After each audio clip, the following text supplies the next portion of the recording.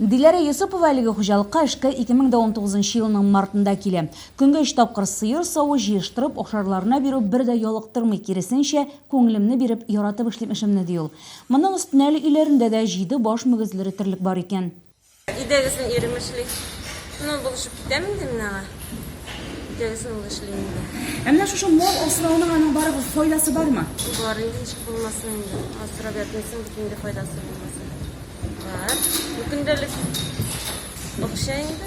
Көндә кирәк акча.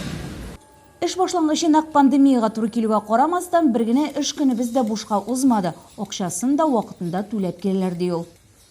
Эш, Аллага шөкер, ошой. Сөйүнүп бит алмыйм бу эш булганга. Бик әйбәт эшлибез.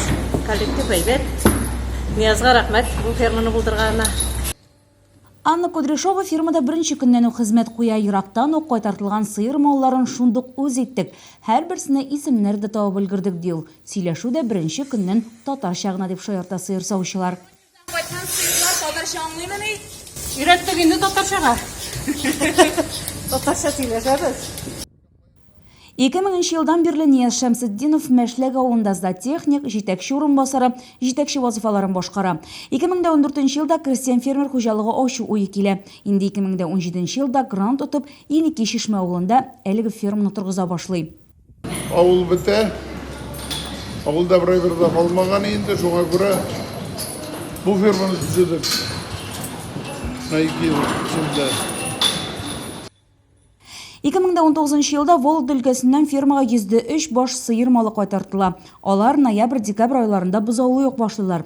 Бүгенге көндә инде әлеге бозаулар да 4 центнерга якын авырлыкта. Озакламый аларны да каплатырга планлаштыралар. Мин монда март айында килдем. Эшләү шартлары бик яхшы. Нияз абый зарплаталарны вакытында бирә, Аллага шөкер. Без бик канәгать эш урыныбыздан. Дүрттә башлана икәнгә. Менә шул эшләрне эшлибез инде. Андары монда кирип китәбез. Соло тутырабыз, фураж тутырабыз, калар ташып, менә монда әзерләп куябыз без аларга. Инде нан буларга кирәк. Беренче маллар кайтарту өчен дәүләт ярдәмендә кулланган фермер гомумән бүгенге көндә үз эшеңне башлап җибәрү өчен программалар күп, файдалана гына белергә кирәк ди ул. Һәрберсенә 50 мең каралар. Субсидия булар.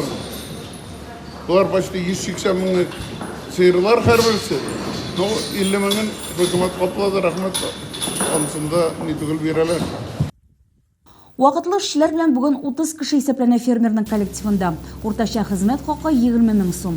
Авыл хуҗалыгы өлкәсендә эшләп, акча эшли алуны улы да аңлап алган фермерның. Аның бүгенге көндә 60ка якын аты бар. Дамир аларны шулай ук грант тотып алган. Тирә-юньдәге яшь фермерлар да киңәш эзләп безнең геройга килә икән. Ә ул исә үз чиратында бары тик теләк һәм хезмәт сөючәнлек кенә кирәк дип җавап бирә.